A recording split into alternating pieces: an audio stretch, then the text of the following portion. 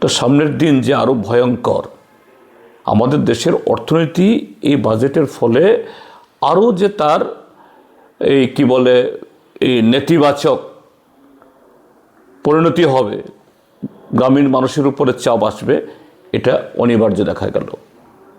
দেশের সমাজীয় মানুষ, সাধারণ মানুষ, তাদের জন্য ভালো কিছু হবে এরকম তো আশা ছিলই না।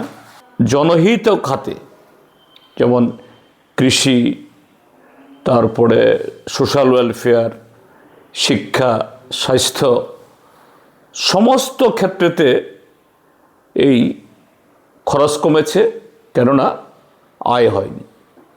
লক্ষ লক্ষ কোটি টাকার ট্যাক্স ছাড়, ট্যাক্স মকুফ, ঋণ মকুফ করছে। 2026-27 অর্থবর্ষের যে জাতীয় বাজেট পেশ করা হয়েছে সংসদে, এতে নতুন করে কোনো যে পজিটিভ, অর্থাৎ দেশের সমাজীয় মানুষ, সাধারণ মানুষ, তাদের জন্য ভালো কিছু হবে এরকম তো আশা ছিলই না। তারপরও প্রত্যেক বছরই বাগাড়ম্বর হয়, নানাভাবে মুখরোচক কথা বলা হয়। এবারের বাজেটে বাগাড়ম্বর বা মুখরোচক কথা বলার চেষ্টা তো ছিলই, কিন্তু তারপরও যে গত 10-11 বছর ধরে যা চলছে গতানুগতিকভাবে, তার যে একটা অত্যন্ত কি বলে বিষম একটা পরিণতি এবছর এই বাজেট পেশের মধ্য দিয়ে জনবিরোধী তো বটেই, একটা হতাশাব্যঞ্জক এবং ক্রমশ দেশের অর্থনীতি যে পেছন দিকে চলে যাচ্ছে তারই প্রতিচ্ছবি দেখা গেছে। আমি কথাটা বলছি এই কারণে যে প্রত্যেক বছরই সরকার একটা অনুমান নির্ভর একটা বাজেট তৈরি করে যে আমরা এত আয় করব, এত ব্যয় করব। তারপর পরবর্তী বছরে যখন নতুন বছরের জন্য এই বাজেট পেশ করা হয়, তখন এই আয় এবং ব্যয় দুটো ক্ষেত্রেতেই সেখানে রিভাইজ বাজেট পেশ করতে হয়। অর্থাৎ যে অনুমান করা গেছিল তার থেকে বেশি আয় হয়েছে এবং খরচ যে পরিমাণ ধরা হয়েছিল খরচ তার থেকে বেশি হয়েছে, যেটাকে বলা হয় রিভাইজড বা সংশোধিত বাজেট। তো এই ক্ষেত্রে দেখা গেছে 2025-26 ইংরেজিতে, অর্থাৎ গেল অর্থ বছরে যে আনুমানিক আয় ধরা হয়েছিল, যে মোদী সরকার বা নির্মলা সীতারামনের এই অর্থমন্ত্রক সেই টার্গেটের ধারে কাছে পৌঁছতে পারেনি। তো স্বাভাবিক বিগত বছর যে ব্যয় ধরা হয়েছিল সেখানে নতুনভাবে আরও খরচ করার, নতুন করে অর্থ প্রদান করার তো কোনো ব্যাপারই নেই, বরঞ্চ যে জনহিত খাতে যেমন কৃষি, তারপরে সোশ্যাল ওয়েলফেয়ার, শিক্ষা, স্বাস্থ্য, সমস্ত ক্ষেত্রেতে এই খরচ কমেছে, কেননা আয় হয়নি। তো স্বাভাবিকভাবেই তার রিফ্লেকশন, প্রতিফলন ঘটেছে এবারও, যে গেল অর্থ বছর থেকে এই অর্থ বছরে এরকম কতগুলো মুখরোচক তারা এই সেন্ট্রাল স্পন্সর স্কিম ঘোষণা করেছিলেন বা এই দেশে চলে। পিএম পোষণ, পিএম এই যে আবাস যোজনা, PMAY রুরাল এবং আরবান, PMSY ইত্যাদি বিভিন্ন ক্ষেত্রেতে এটা গেল বছরের তুলনায় এবার বাজেট সেরকম বাড়েনি। যেমন ফার্টিলাইজার সাবসিডি, কৃষিতে সেচের জন্য এটা দাঁড়িয়ে আছে। এই ঘটনার পেছনে কারণ কি? কারণ হলো যে এই গভর্নমেন্ট শুরু থেকেই যাদের উপরে ট্যাক্স বসানো যেত, যাদের উপর থেকে এই এরকম ট্যাক্স বসিয়ে রেভিনিউ বাড়ানো যেত। কর্পোরেট সংস্থা, এই কর্পোরেটের বরঞ্চ ট্যাক্স না বাড়িয়ে লক্ষ লক্ষ কোটি টাকার ট্যাক্স ছাড়, ট্যাক্স মকুফ, ঋণ মকুফ করছে। তো এই যে খরচপাতি ধরা হয়েছে, তাহলে কীভাবে এটা পোষাবে? জনগণের উপর ট্যাক্স চাপিয়ে, এবং শুধু ট্যাক্স চাপিয়েও হচ্ছে না, সেখানে শুল্ক, এক্সাইজ।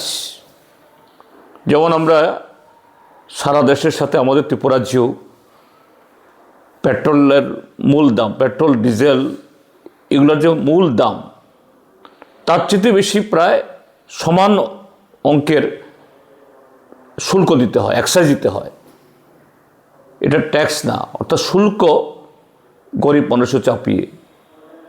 এইভাবে সাধারণ কৃষক থেকে শুরু করে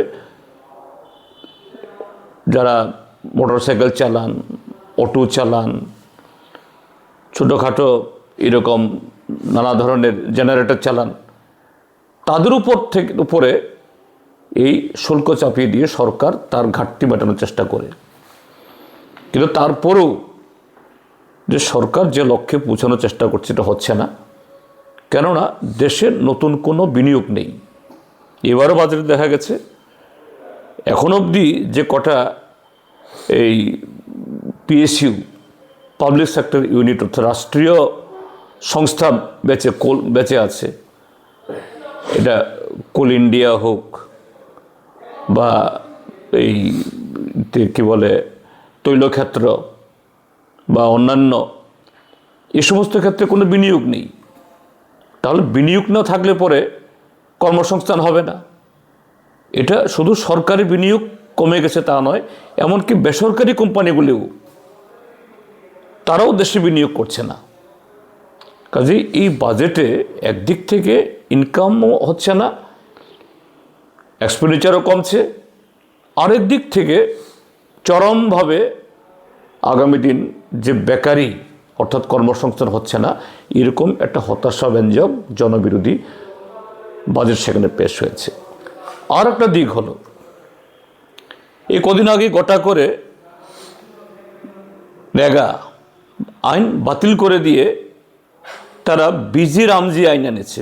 বলেছে কি, আমাদের রাজ্যেও মুখ্যমন্ত্রী থেকে শুরু করে মন্ত্রী মণ্ডল নেতারা গ্রামে গ্রামে গিয়ে বুঝিয়েছেন আরও বেশি কাজ আসবে, আরও বেশি মজুরি পাওয়া যাবে। কিন্তু এই বাজেটে কোথায় সে বিজি রামজির এই বাজেট, কোথায় সে 125 দিনের জন্য রূপরেখা? আর এবারে যে আইন করেছে, এক্ষেত্রে হলো বছরের 2 মাস কাজ হবে না, তার উপরে হলো আরও 40% রেগার সময়তে যেটা ছিল না, এখন সেই খরচ চাপিয়েছে রাজ্যগুলোর উপরে। তো সামনের দিন যে আরও ভয়ঙ্কর, আমাদের দেশের অর্থনীতি এই বাজেটের ফলে আরও যে তার এই কি বলে এই নেতিবাচক পরিণতি হবে, গ্রামীণ মানুষের উপরে চাপ আসবে, এটা অনিবার্য দেখা গেল। কারণ নতুন বিনিয়োগ নেই, আয় হচ্ছে না।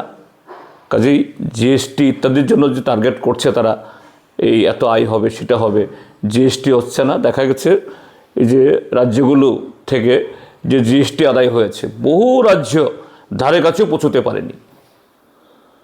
তো এগুলো কথার বাগাড়ম্বর দিয়ে স্টেবিলিটি, ফিসকাল ডিসিপ্লিন ইত্যাদি ইত্যাদি বহু কথা বলে নির্মলা সীতারামনজি জনগণের সামনে একটা আশার বাণী দেওয়ার চেষ্টা করেছেন, কিন্তু সম্পূর্ণ একটা ফাঁপা, হলো এবং জনবিরোধী এবং দেশের অর্থনীতিকে আরও ভয়ঙ্কর খোকলা অবস্থার দিকে নিয়ে যাওয়ার একটা বাজেটে এটা পরিণত হয়েছে। আগামী দিন যখন আরও বিস্তারিতভাবে পরীক্ষা নিরীক্ষা হবে, এর আরও যে মানে কি বলে নেতিবাচক দিকগুলো আমরা দেখতে পাবো। প্রাথমিকভাবেই এগুলো দেখা গেছে, অর্থাৎ যেটা বলা যাবে যে এটা নেতিবাচক, জনবিরোধী, ভারতের যে আত্মনির্ভর তো হবেই না, ভারতবর্ষকে আরও বেশি যে গরিব মানুষের জন্য বা ঋণগ্রস্ত একটা দেশ তৈরি করার বাজেট পেশ হয়েছে এই 2026-27 বাজেট।